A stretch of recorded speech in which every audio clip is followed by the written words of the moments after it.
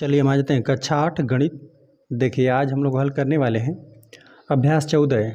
अभ्यास 14 को हल करने से पहले ना देखिए हम लोग का चैप्टर का नाम है वृत्त की स्पर्श रेखाएं, इकाई 14 है। देखिए तो इस अभ्यास को हल करने से पहले ना हम लोग इसको समझ लेते हैं कि छेदिका क्या होती है, स्पर्श रेखा और स्पर्श बिंदु को हम लोग समझ लेते हैं। देखिए अब यहाँ पर हम लोग को यहाँ पे 3 आकृतियाँ बनाई गए। यहाँ पे वृत्त है ना। अब यहाँ पर हम लोग देख रहे हैं एक रेखा इसे प्रतिच्छेद कर रही है, ठीक है, वृत्त को प्रतिच्छेद कर रही है 2 स्थानों पे। यहाँ पर वृत्त है, यहाँ पर ये रेखा तो नहीं प्रतिच्छेद करा है, लेकिन यहाँ पर हम लोग देख रहे हैं कि यह वृत्त है, तो वृत्त को यहाँ पर रेखा प्रतिच्छेद कर रही है, लेकिन सिर्फ एक ही बिंदु पे, ठीक है। अब यहाँ पे 2 बिंदु पे प्रतिच्छेद करेगी तो उसे बोलते हैं छेदिका, ठीक है। छेदिका 2 स्थानों पर प्रतिच्छेद करेगी तो उसे बोलेंगे छेदिका। और यहाँ पे यदि एक ही बिंदु पर स्पर्श करती हुई जाएगी तो इसे बोल देंगे स्पर्श रेखा, ठीक है।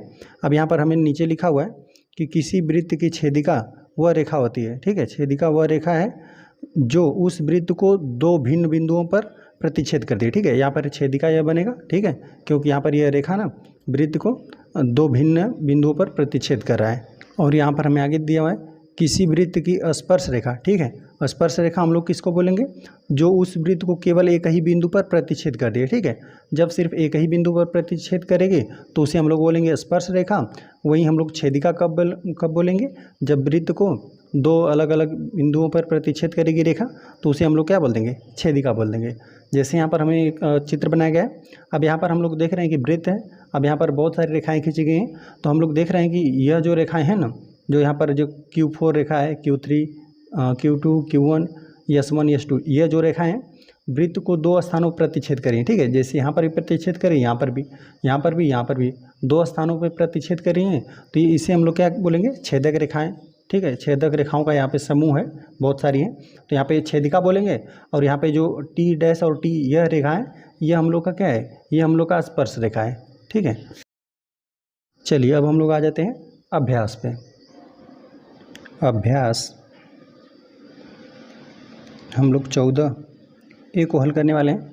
देखिए इसमें हम लोग को पहला प्रश्न दिया हुआ है ना, पार्श्व चित्र में O वृत्त का केंद्र है, ठीक है। यहाँ पर एक हमें चित्र दिया गया है जिसमें O वृत्त का केंद्र है और कुछ रेखाखंड खींचे गए हैं, ठीक है। इसमें कुछ रेखाखंड खींचे गए हैं। ज्ञात कीजिए कि वृत्त के, इस तरह से हम लोग को कुल 5 प्रश्न दिया गया है, ठीक है। तो एक बार हम इस तरह से बताते हैं। देखिए यहाँ पर हमें पूछा हुआ पहला प्रश्न में 2 छेदक रेखाएं। अच्छा, 2 छेदक रेखाएं मतलब वृत्त को 2 स्थानों पर प्रतिच्छेद करना चाहिए। तो देखिए कौन कौन 2 स्थानों पर प्रतिच्छेद कर रहा है, बी और ए पे प्रतिच्छेद कर रहा है, तो यहाँ पर यह एक छेदक रेखा है। और यहाँ पे एक छेदक रेखा यह है ना, जो वृत्त को 2 स्थानों पर यहाँ पे और यहाँ पे प्रतिच्छेद कर रहा है। और यहाँ पे दिया हुआ है कि 2 स्पर्श रेखा जो वृत्त को सिर्फ छुए, है ना, टच करे। तो यहाँ पर देखिए, यहाँ पर यह बन जाएगा, एक ही हम लोग का स्पर्श रेखा बनेगी और एक यह स्पर्श रेखा बन जाएगा। चलिए एक हम लोग को व्यास चाहिए, तो व्यास जो वृत्त के केंद्र से होकर जाना चाहिए, तो यहाँ पर यही हो जाएगा, ए बी कह दें या ए ओ बी कह दें, ये हम लोग का व्यास हो जाएगा। एक स्पर्श बिंदु, ठीक है, एक स्पर्श बिंदु हमें चाहिए, तो स्पर्श बिंदु जो यहाँ पे स्पर्श रेखाएं रहेंगी उन्हीं को कहेंगे, ठीक है, जहाँ पर ये टच कर रही है। तो यहाँ पे एच को कह दीजिए या यहाँ पे ए को कह दीजिए, ठीक है। ये स्पर्श रेखाएं हैं तो ये स्पर्श बिंदु बना, यह भी स्पर्श बिंदु है। और यहाँ पे एक जीवा आपको चाहिए, ठीक है। तो एक जीवा मतलब वृत्त के परिधि पर किन्हीं 2 स्थानों पर मिलना चाहिए। तो यहाँ पे जीवा देखिए, यहाँ पे डी कह दीजिए, यह भी जीवा हो जाएगी हम लोग को। यहाँ पे एच जी भी हम लोग का क्या हो जाएगा, एक हम लोग का जीवा हो जाएगा। तो चलिए हम लोग लिख देते हैं, हल करने वाले हैं पहले वाले प्रश्न में, ठीक है। पहले वाले प्रश्न में हम लोग पहला हल करेंगे। तो यहाँ पर हमें लिखना है पहले प्रश्न में 2 छेदक रेखा है, तो छेदक रेखा 2 यही है, ए सी हो जाएगा और यहाँ पर हो जाएगा सी एफ।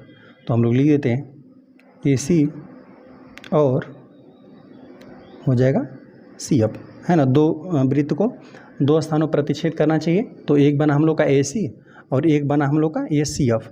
यहाँ पर 2 स्पर्श रेखाएँ चाहिए, तो 2 स्पर्श रेखा, ठीक है, वृत्त को सिर्फ एक स्थान पर प्रतिच्छेद करना चाहिए, तो एक बिंदु पे, तो यही हो जाएगा स्पर्श रेखा एक यह हो गया।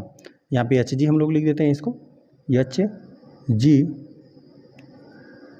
और यहाँ पे हम लोग को इसको जी एफ लिखना पड़ेगा, ठीक है। जी एफ लिख दें या एफ जी लिख देते, एफ जी लिख देते हैं, ठीक है। 2 स्पर्श रेखाएं हमने लिख दिया। एक व्यास हमें चाहिए, ठीक है, तो व्यास वृत्त के केंद्र से होकर जाना चाहिए, तो यहाँ पर हम लोग लिख देते हैं ए ओ बी हम लोग का ही व्यास है, ठीक है। चाहे ए बी भी लिख सकते हैं, यही हो गया। चलिए एक स्पर्श बिंदु हमें चाहिए, ठीक है। एक स्पर्श बिंदु, ठीक है, यही स्पर्श रेखा यह है, तो यही स्पर्श बिंदु एक हम लोग का ए है और ये एक एच है, तो लिख देते हैं बिंदु एच या बिंदु ए को कह दीजिए,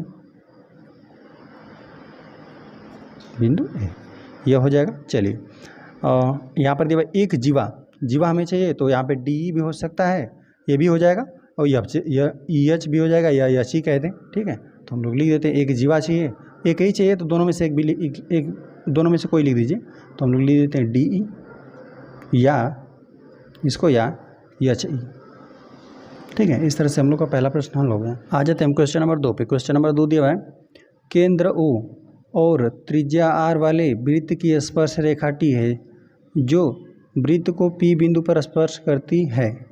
यदि रेखा टी पर स्थित कोई अन्य बिंदु क्यू है तो निम्न कथनों में से सत्य अथवा असत्य कथन छाटिए, ठीक है।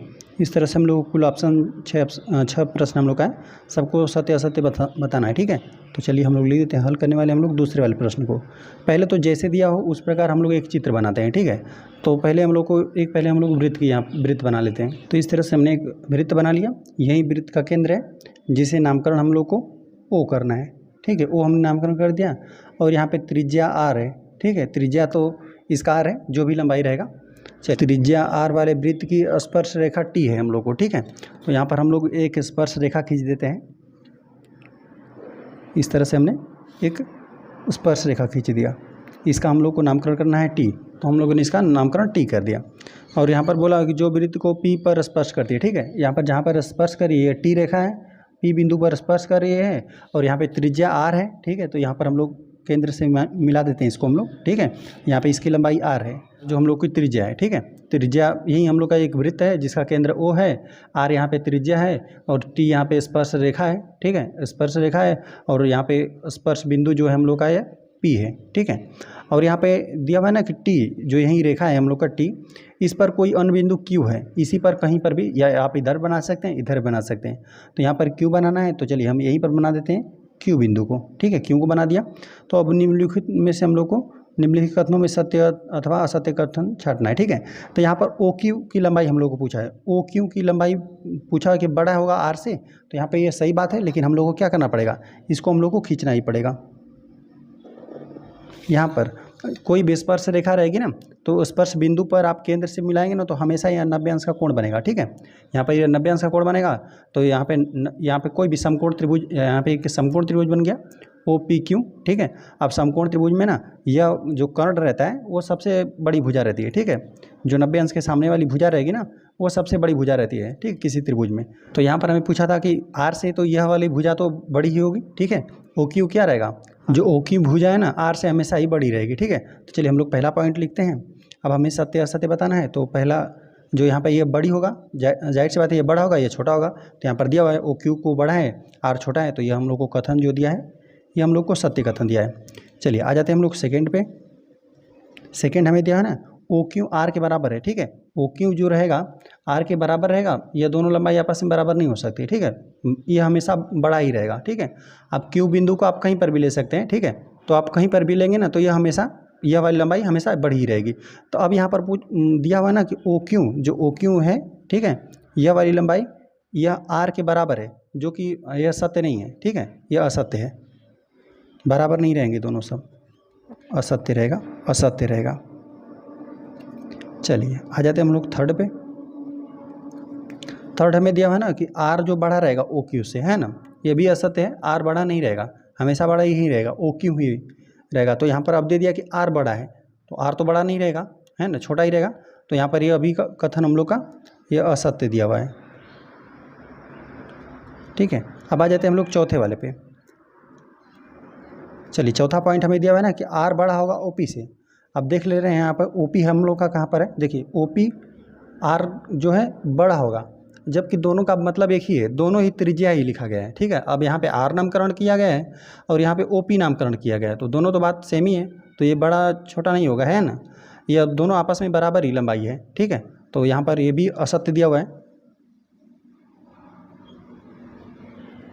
ठीक है, बस नामकरण, यहाँ पे नामकरण आर दिया है, आर त्रिज्या था, यहाँ पे ओपी आप बस कर रहे हैं। ठीक है, तो दोनों लंबाई सेम ही है, दोनों त्रिज्या ही है वृत्त की, तो यहाँ पर एक दूसरे से ही बड़ा छोटा नहीं हो सकता है ना।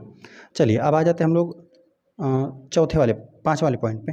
ठीक है, अब 5वां पॉइंट हमें दिया हुआ है ना कि ओपी आर के बराबर है। ठीक है, तो ओपी जो है आर के बराबर है, हाँ तो ये सही बात है। ठीक है, ओपी जो है आर के बराबर है, ये कथन ये वाला सही है, दोनों लंबाई सेम ही है। अब आ जाते हैं हम लोग छठा पॉइंट पे। अब छठा पॉइंट हमें दिया ना कि ओपी बड़ा है। ठीक है, ओपी बड़ा है आर से। ठीक है, ओपी जो लंबाई है आर से बड़ी है, तो ये भी बात गलत है, बड़ा छोटा तो रहेगा ही नहीं, हमेशा बराबर ही रहेगा। ठीक है, तो बराबर वाला सही था। अब यहाँ पर दिया कि ओपी बड़ा रहेगा आर छोटा रहेगा, तो दोनों सेम ही चीज़ है, तो बड़ा छोटा रहेगा ही नहीं, तो यहाँ पर ये भी असत्य दिया हुआ है, असत्य रहेगा।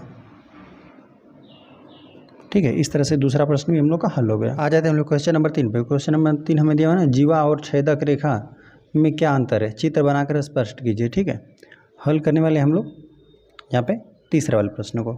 तो हम लोग देखिए इन दोनों को स्पष्ट करने के लिए ना हम क्या करते हैं, दो यहाँ पे वृत्त बना लेते हैं पहले। तो देखिए इस तरह से हमने दो यहाँ पे वृत्त बना दिया।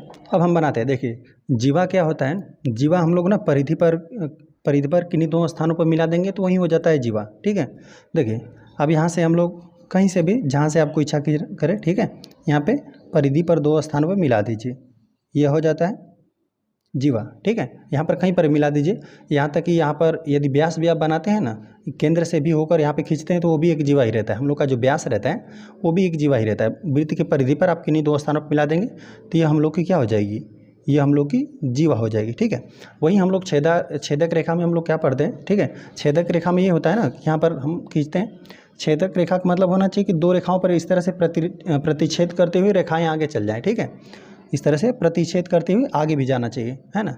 अब यहाँ पर ये हम लोग का क्या बनेगा, ये हम लोग का बनेगा छेदक रेखा। ठीक है, तो बस वृत्त हो गया।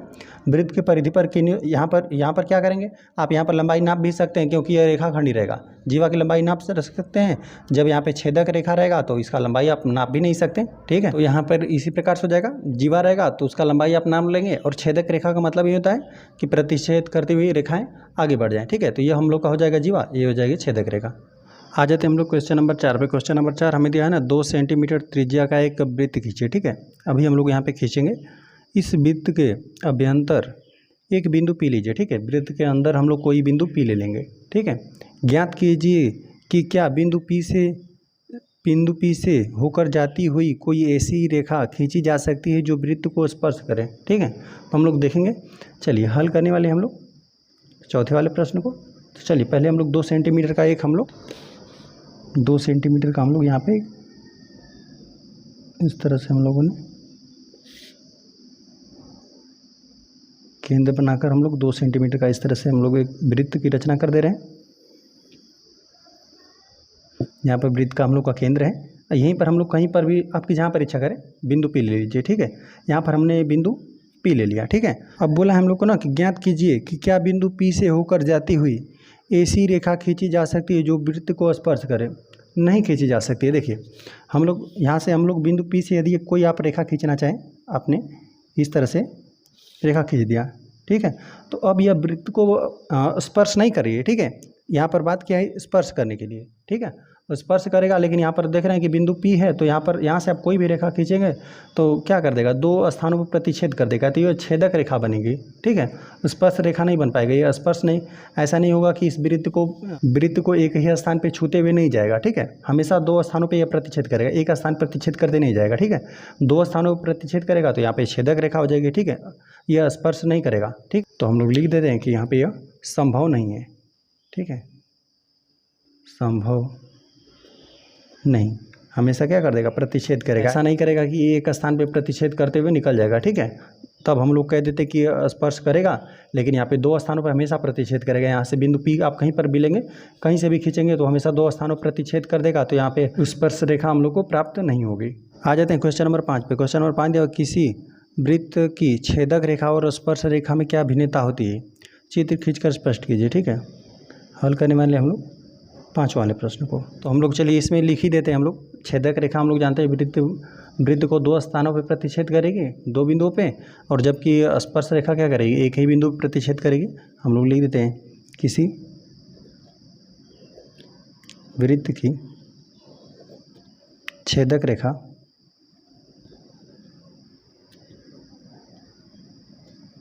वृत्त को दो बिंदुओं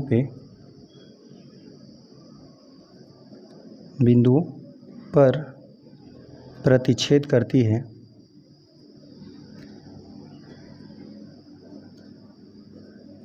जबकि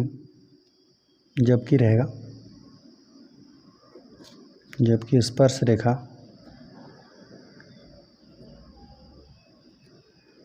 वृत्त को एक बिंदु पर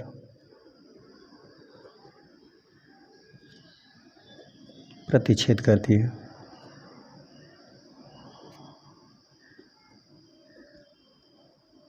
ठीक है। और चलिए यहाँ पर हम लोग 2 वृत्त पहले बना देते हैं। चलिए इस तरह से हम 2 वृत्त बना दिया और यहाँ पर हम लोग एक छेदक रेखा खींच देते हैं। ठीक है, बस वृत्त को क्या करना चाहिए, 2 बिंदुओं पर प्रतिच्छेद करना चाहिए। ठीक है, तो इस तरह से हम लोगों ने एक यहाँ पे लिख देते हैं हम लोगों ने, यह हो जाएगी छेदक रेखा। और यहाँ पर हम लोग एक स्पर्श रेखा खींचना है तो कहीं पर भी खींच दीजिए, बस एक बिंदु पर प्रतिच्छेद करना चाहिए। तो यहाँ पर हम लोग इस तरह से ये हो जाएगी स्पर्श रेखा। ठीक है, यही अंतर होता है, 2 बिंदु प्रतिच्छेद करेगी छेदक रेखा और वृत्त को एक बिंदु पर प्रतिच्छेद करेगी तो स्पर्श रेखा। ठीक है, इस तरह से 5वां प्रश्न भी हल हो गया। आ जाते हैं हम लोग क्वेश्चन नंबर 6 पे। क्वेश्चन नंबर 6 में दिया क्या व्यास वृत्त की छेदक रेखा होती है। चलिए हल करने वाले हम लोग 6ठा वाले प्रश्न को। ठीक है, तो अब यहाँ पर हम लोग जानते हैं कि व्यास क्या होता है। जैसे यहाँ पर ये वृत्त बन गया। ठीक है, यदि हम लोग केंद्र से यहाँ पर कोई भी यहाँ पर लंबाई खींच दें, ठीक है, वृत्त की परिधि पर 2 स्थानों पर मिला देंगे तो ही व्यास हो जाएगा। ठीक है, तो और यहाँ पर हम लोग को पूछा है छेदक रेखा। अब छेदक रेखा का तो मतलब हुआ कि प्रतिच्छेद करते हुए चले जाना चाहिए, है ना। तो यहाँ पर हम लोग जबकि व्यास की हम लोग लंबाई क्या करते हैं, नाप सकते हैं, और यहाँ पर हम लोग को छेदक रेखा बताना है। जैसे यहाँ पर हमने एक वृत्त बना दिया। ठीक है, यहाँ पर केंद्र हो गया। अब यहाँ से हम लोग ना, यदि हम लोग को व्यास खींचना रहेगा तो हम लोग क्या करेंगे, केंद्र से होते हुए परिधि पर 2 स्थानों पर मिला देंगे तो यह हम लोग का हो गया व्यास। ठीक है, यह व्यास की तो लंबाई हम लोग नाप भी सकते हैं। ठीक है, अब वहीं छेदक रेखा की बात कर रहे हैं तो छेदक रेखा, इसी को हम लोग छेदक रेखा कब कहते हैं, जब इसको हम लोग इसको प्रतिच्छेद करते हुए आगे भी बढ़ता। ठीक है, तब हम जैसे इस प्रकार से रहता, ऐसे रहता ना, तब हम लोग इसको क्या करते हैं, कहते हैं हम लोग इसको छेदक रेखा। जब 2 स्थानों प्रतिच्छेद करते हुए आगे चल जाता तो तब कहते हैं हम लोग छेदक रेखा। लेकिन यदि यहीं से लेकर यहीं तक रहेगा ना, तब हम लोग इसको व्यास बोलते हैं। तो यहाँ पर बोला है कि क्या व्यास वृत्त की छेदक रेखा होती है, तो ये सही बात नहीं है। ठीक है, तो हम लोग लिख देते हैं नहीं। ठीक है, नहीं हम लोग का यही उत्तर हो जाएगा। ठीक है, चलिए इस तरह से अभ्यास 14 हम लोग का समाप्त हो गया। वीडियो पसंद आए तो चैनल को सब्सक्राइब जरूर करें।